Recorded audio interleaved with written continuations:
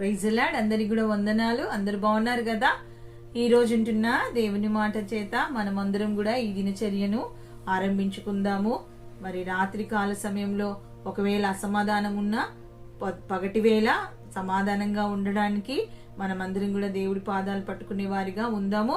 మరి ఈ రోజు చూసినట్లయితే మరి మనల్ని మన కుటుంబాలను దేవుడు దీవించులాగున ప్రతిరోజు కూడా ప్రభు పాదాలు పట్టుకుంటూ ప్రభువులు వారికి సమీపస్తులుగా మనం మార్చబడలాగున ఈ రోజు ఉంటున్న మాట హెబ్రీ పత్రిక 13:5 ఉంటున్న మాట నిన్ను ఏమాత్రం నువ్వు విడువను ఎన్నడును ఎడబాయినని ఆయనే చెప్పాడు. అవును, ఈ మాట ఎంత మంచి మాట కదా.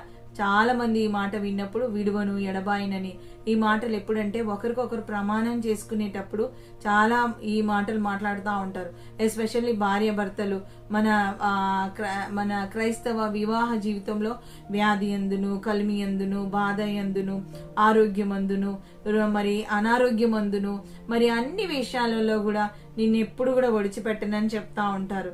అవును, నిజమే. మనుషుల మాటలు చాలా బాగా అంటే అప్పుడు వరకు బాగుంటాయి, కానీ ఒక 10 సంవత్సరాలు అయ్యాక, ఒక 20 సంవత్సరాలు అయిపోయాక, ఒక 30 సంవత్సరాలు అయిపోయాక వాళ్ళు అంటే ఆ మాట మీదే నిలబడ్డారంటే ఆ కుటుంబాలు అలాగే ఉన్నాయి అంటే లేదు. ఎన్నో కుటుంబాలు ఈ రోజు విచ్ఛిన్నమైపోయి, ఎన్నో కుటుంబాలు దూరం అయిపోయి, ఎన్నో కుటుంబాలు ఒకరికొకరికి సంబంధం లేకుండా ఉన్నాయంటే వారన్న మాట మీద వారు నిలబడలేదని. కానీ మనుషులు అంటే అలా ఉంటుంది. మనుషులు ఎప్పటికైనా మారిపోయేవారే, మర్చిపోయేవారే, విడిచిపెట్టేవారే, తృణీకరించేవారే, చెడు చూసేవారే, ఎప్పటికైనా కానీ వాళ్ళు స్వార్థానికి వాడుకునేవారు. కానీ నా దేవుడు మాత్రం అలాంటి వాడు కాదు.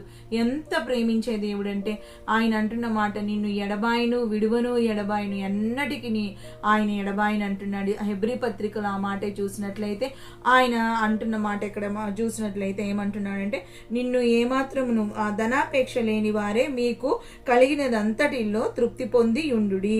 నిన్ను ఏమాత్రమును విడువను నిన్ను ఎన్నడును ఎడబాయిను అని ఆయనే చెప్పాడు. అవును, మనకి ఆయనే చెప్తున్నప్పుడు, దేవుడే నీతో మాట్లాడుతున్నప్పుడు, దేవుడే బయలుపరుస్తున్నప్పుడు, దేవుడే నిన్ను మరి నీ ముందు పెట్టుకున్నప్పుడు, దేవుడే నిన్ను మహిమపరుస్తున్నప్పుడు, దేవుడే నీతో మరి ధైర్యాన్ని అనుగ్రహిస్తున్నప్పుడు నువ్వు ఎంతో ధైర్యంగా ఉండే వ్యక్తిగా ఉండాలి. అదే హెబ్రీ పత్రికలో చూసినట్లయితే మనం అందరం కూడా ఆయన అంటున్న మాట, ఆయన హెబ్రీ పత్రికలో మరి చివరి మాటగా ఆయన మనం చూసినట్లయితే ఆయన అంటున్న మాట సహోదర ప్రేమ నిలువరముగా ఉండనీయుడి, ఆతిథ్యము చేయ మరవకుడి. దాని వలన కొందరు ఎరుగక ఏ దేవదూతలకు ఆతిథ్యము చేసిరి, మీరును వారితో కూడా బంధింపబడినట్లు బంధకంలోనున్న వారిని జ్ఞాపకం చేసుకొనుడి. మీరును శరీరంతో ఉన్నారు గనుక కష్టములను అనుభవించుచున్న వారిని జ్ఞాపకం చేసుకొనుడి. ఈ మాటలు చెప్పడానికి ముందు ఆయన అంటున్న మాట వివాహము అన్ని విషయములలో ఘనమైనది గాను పాన్పు నిష్కలమైనది గాను ఉండవలెను. వేష సాంగకులకును వ్యభిచారులకును దేవుడు తీర్పు తీర్చును అని అంటూ ఆయన అంటున్నమాట ధనాపేక్ష లేని వారే మీకు కలిగిన వాటితో తృప్తి పొంది ఉండుడి. అవును, ఏ విషయంలో ఆపేక్ష కలిగి ఉండద్దు. నిన్ను ఏమాత్రమును విడువను నిన్ను ఎన్నడును ఎడబాయినని ఆయనే చెప్పాడు కదా అనేసి ఆయన అంటూ 6వ మాట చూసినట్లయితే కాబట్టి ప్రభు నాకు సహాయకుడు, నేను భయపడను, నరమాత్రుడు నాకేమి చేయగలడు అని మంచి ధైర్యముతో చెప్పగల వారమై ఉన్నాము. మీకు దేవుని వాక్యము బోధించి, ఇక్కడ అంటున్న మాట ఏమంటున్నా నరమాత్రుడు నాకేమి చేయగలడు. ఈ మాటని ఎప్పుడు కూడా మనం జ్ఞాపకం చేసుకో. నిన్నెన్నడు విడువను ఎన్నడు ఎడబాయినని ఆయన అంటున్నాడు. నిజమే కదా. ఎడబాయకుండా విడవకుండా ఎవరుంటారు? ఎంత తల్లిదండ్రులైనా వాళ్ళ పనులు వాళ్ళకుంటాయి, ఎంత కన్నబిడ్డలైనా వాళ్ళ పనులు వాళ్ళకుంటాయి, పిల్లలైనా వాళ్ళు కూడా బయటికి పోవాల్సిందే, వాళ్ళు కూడా స్కూల్స్కి కాలేజ్కి వెళ్లాల్సిందే. మరి ఎప్పటికీ ఉండేవాళ్ళు ఎవరుంటారు? అంటి పెట్టుకొని ఉండేవాళ్ళు. మన వస్త్రాలు కూడా ఉండవేమో, మేబీ మన వస్త్రాలను కూడా మనం మార్చేస్తానే ఉంటాం. అంటి పెట్టుకొని ఉండడం చాలా అసాధ్యమైన పనిగా ఉన్నట్టుగా మనం చూస్తుంటాం. అవును, ఆయన అంటున్న మాట నిన్ను ఎన్నడు కూడా విడువని ఎన్నడు కూడా ఎడబాయిను అంటున్నాడు. చాలా మంది ఎడబాపు ఒకవేళ ఎప్పుడు వస్తుందంటే ఒకవేళ భార్య భర్తలుగా విడిపోయినప్పుడు వాళ్ళు ఫీల్ అయిపోతూ ఉంటారు, లోన్లీగా నాకు పెట్టిపోయిందని. ఇంకో మాట ఎప్పుడు ఫీల్ అవుతా ఉంటారంటే ధనము లేనప్పుడు. వీరు ధనం లేకపోతే అయ్యో నా దగ్గర ఉండవలసింది లేదు, నేను చేయాల్సింది చేయలేకపోతున్నా, నేను మరి పెట్టాల్సింది పెట్టలేకపోతున్నా, నేను బ్రతకాల్సింది బ్రతకలేకపోతున్నా, అరే ధనమే కదా అన్నిటి మూలం అనేసి మరి ధనం లేకపోయేసరికి ఏమైపోతుంటారంటే బాధపడిపోతూ ఉంటారు. అది నాకు దూరం అయిపోయిందండి, మరి దిగులు చెందుతూ ఉంటారు. అందుకనే పౌలు భక్తుడు అంటున్న మాట ఏమంటే మీరు ధనం విషయంలో తృప్తి కలిగిన వారిగా ఉండని ఆయన అంటున్న మాట ఏమంటే, కాబట్టి మీరు ఆయన అంటున్న మాట చూసారు, ధనాపేక్ష లేని వారే మీకు కలిగిన వాటితో, మీకు ఏది కలిగి ఉన్నారో దాంతో మీరు తృప్తి కలిగి ఉండాలి. తృప్తి కలిగి ఉండి నిన్ను ఏమాత్రం తృప్తి కలిగిన వారిగా ఉండాలి. ఈ రోజుల్లో అసలు చాలా మందికి ప్రాబ్లమ్స్ ఎందుకు వస్తున్నాయంటే మరి తృప్తి లేని జీవితాన్ని బట్టి, ఆపేక్ష ఎక్కువ ఉండడాన్ని బట్టి. అంటే ధనం మీద ఇంకా సంపాదించేవాడు ఇంకొంచెం సంపాదించాలి, ఇంకొంచెం పేరు తెచ్చుకోవాలి, ఇంకొంచెం బాగా కష్టపడాలి, ఇంకొంచెం వ్యాపారం అంతా చేస్తూ ఒక గొప్ప ధనికుడు అంట వాళ్ళ డాడీ నీకేం గిఫ్ట్ కావాలి అని అడిగినప్పుడు అతడు చాలా ధనికుడు కాబట్టి ఆయనకి ఆ కొడుక్కి ఏదైనా ఇవ్వడానికి చాలా చాలా చాలా చాలా ఇష్టపడుతున్న వాడిగా, ఎంతైనా ఖర్చు పెట్టడానికి ఇష్టపడుతున్న వాడిగా ఉన్నాడంట. అయితే ఆ కుమారుని అడిగినప్పుడు ఆ కుమారుడు కన్నీళ్లతో ఇచ్చిన ఆన్సర్ ఏమంటే, డాడీ నాకు నువ్వు ఏది అడిగినా ఇస్తావా డాడీ అంటే, అవును బిడ్డ నువ్వు ఏది అడిగినా ఇస్తాడానా అంటే, అవునా డాడీ అయితే నాకు నేను అడిగింది నువ్వు మళ్ళీ మాట మార్చొద్దు డాడీ అంటే, నేను అస్సలు మాట మార్చను, ఎంత ఖర్చైనా నీకు ఇస్తా అంటే, నువ్వు ఏరోప్లేన్ అడుగుతున్నావా లేకపోతే ఏం అడుగుతున్నావు, ఏది అడిగితే అది ఇస్తానంటే వాళ్ళ కొడుకు అడిగాడంటే, డాడీ నేను ఒకటే అడుగుతున్నా డాడీ, ఈ బర్త్డేకి ఆ డే అంతా నాతో ఉండవా, ఆ డే అంతా నాతో ఆడుకోవా, ఆ డే అంతా నాతో నన్ను ఎక్కడికైనా తిప్పవా, ఆ డే అంతా నీవు నాకు కావాలి డాడీ అనేసి అన్నాడట. అంటే ఎంత ఆ డాడీకి కన్నీళ్లు తిరిగాయంటే, అంటే ఆ డాడీకి ఆ పిల్లవాడు ఒక పాఠం నేర్పిస్తున్నాడు. అరే ధనము కంటే కూడా నీ బంధము ముఖ్యము, ధనము కంటే కూడా రిలేషన్ అనేది చాలా ముఖ్యము అన్నది ఆ పిల్లవాడు డాడీకి చెప్తున్నాడు. అప్పుడు ఆ డాడీ కన్నులు విప్పు అయిపోయింది. అంటే నేను ఎంతసేపు నా పిల్లల కొరకే కదా, నా వారి కొరకే, నా ఇంటి కొరకు నేను కష్టపడుతున్నాను అనుకుంటున్నాను, కానీ అసలు నా ధనము కంటే నేను వీళ్ళకి ఎంతో ఇంపార్టెంట్, నా కుటుంబానికి ఇంపార్టెంట్ అనేసి అప్పుడు వాళ్ళ డాడీ తెలుసుకొని ఎంతో ఆ పిల్లవాడిని దగ్గర తీసుకొని బాగా ఏడ్చి మరి రియలైజేషన్ అయినట్టుగా మరి ఆ స్టోరీ ఉన్నప్పుడు నిజమే ఎంత మనసు కదిలిస్తూ ఉంటుంది.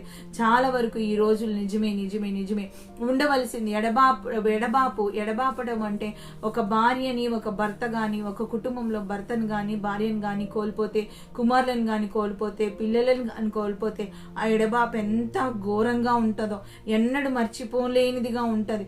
ఎన్నడూ కూడా మరి అది అసలు అది ఎవరు ఆ కొరతను తీర్చలేనిదిగా ఉంటుంది. కానీ దేవుడు ఏమంటున్నాడంటే, నిన్ను ఎన్నడూ కూడా విడువను, ఎన్నడూ కూడా నేను ఎడబాయను అనేసి అంటున్నాడు. అవును నిజమే, ఎవరు పోయినా ఎవరు పోకపోయినా, ఎవరు ఉన్నా ఎవరు లేకపోయినా, ఎవరు ప్రేమించినా ఎవరు ప్రేమించకపోయినా, ఎవరు పట్టించుకున్నా ఎవరు పట్టించుకోకపోయినా, ఎవరు మంచి అన్నా ఎవరు చెడు అన్నా కానీ దేవుడైతే నీ పక్షా నుండి ఎన్నడూ ఎడబాయిన వాడిగా ఉంటున్నాడు. అందుకే యెహోషువలో ఆయన అంటున్న మాట, యెహోషువ నువ్వు భయపడుకో యెహోషువ, నేను నీకు తోడై ఉన్నాను యెహోషువ అంటున్నాడు. నిజమే, ఎక్కడ మోషే, ఎక్కడ యెహోషువ.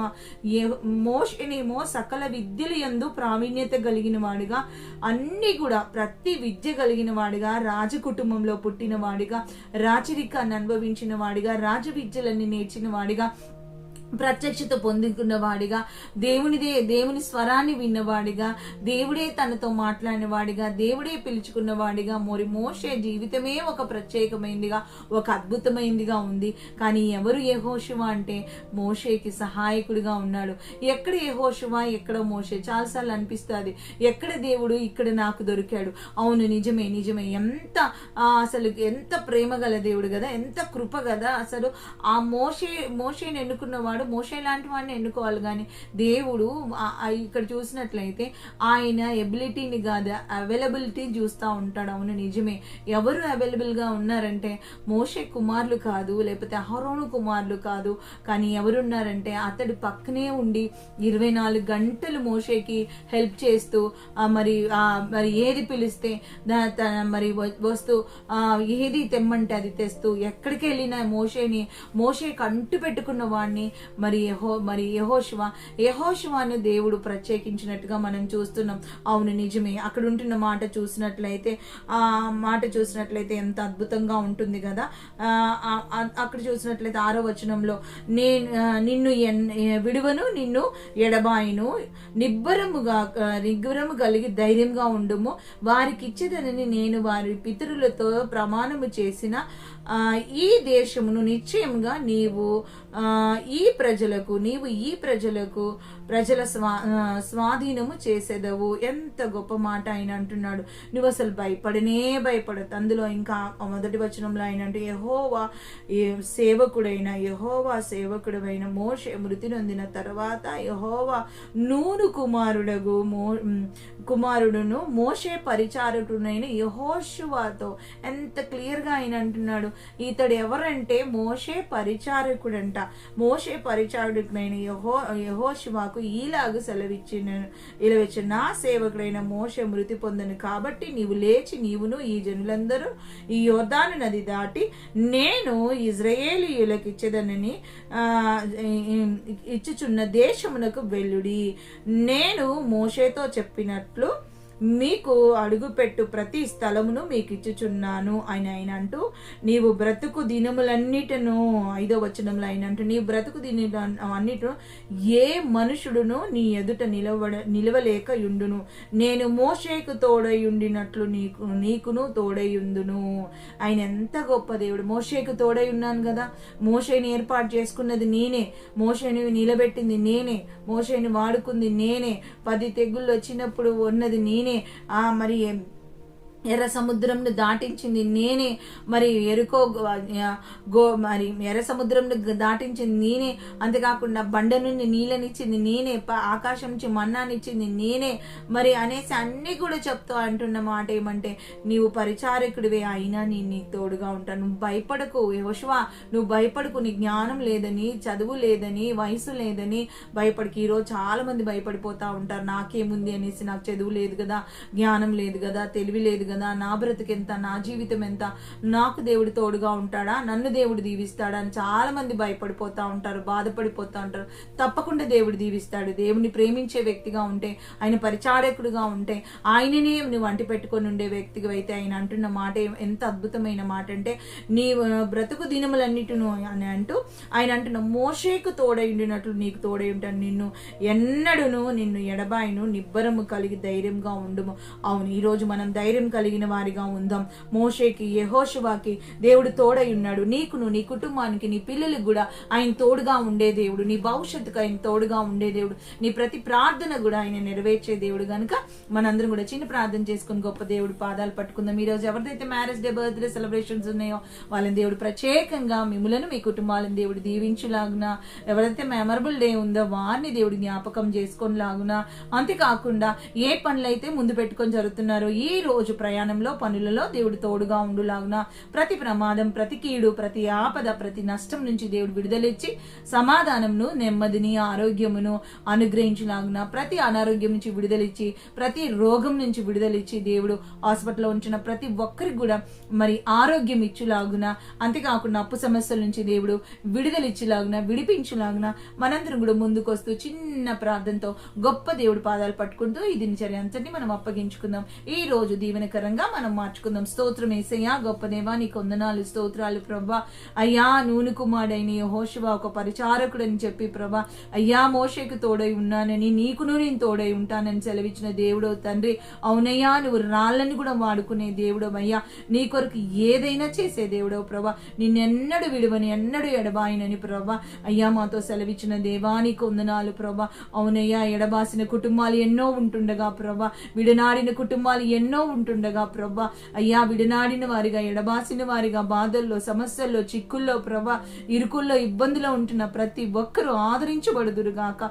ఈ మాటను బట్టి ధైర్యం తెచ్చుకుందురుగాక. ఈ మాటను బట్టి వారికి నీవున్నావని ప్రభా, యేసు నామంలో ప్రభా వారికి నైనా అయ్యా ధైర్యం కలిగి వారు ముందుకు సాగి నైనా మంచి ఉజ్వలమైన భవిష్యత్తు పొందుకునే కృపను దయచేయమని ప్రభా నిన్నే స్తుతిస్తూ నిన్నే కొని యేసే నామంలో అడిగి వేడుకుంటూ నైనా ఎడబాసిన ప్రతి ఒక్కరి కొరకు నైనా ప్రత్యేకంగా ప్రార్థన చేస్తూ అయ్యా నైనా నీ పాదాలు పట్టుకుంటూ ప్రార్థిస్తున్నాం తండ్రి. Amen amen amen amen. God bless you. అందరు బాగున్నారు కదా? సబ్స్క్రైబ్ చేయండి, లైక్ చేయండి, షేర్ చేయండి, కామెంట్ చేయండి. మరి దేవుడు మిమ్ములను కామెంట్ చేసిన, సబ్స్క్రైబ్ చేసిన ప్రతి ఒక్కరిని కూడా దేవుడు ప్రత్యేకంగా దీవించి ఆశీర్వదించును గాక. మరి తిరిగి రేపటి దినాన్ని కలుసుకుందాం. అంతవరకు వందనాలు. Praise the lord.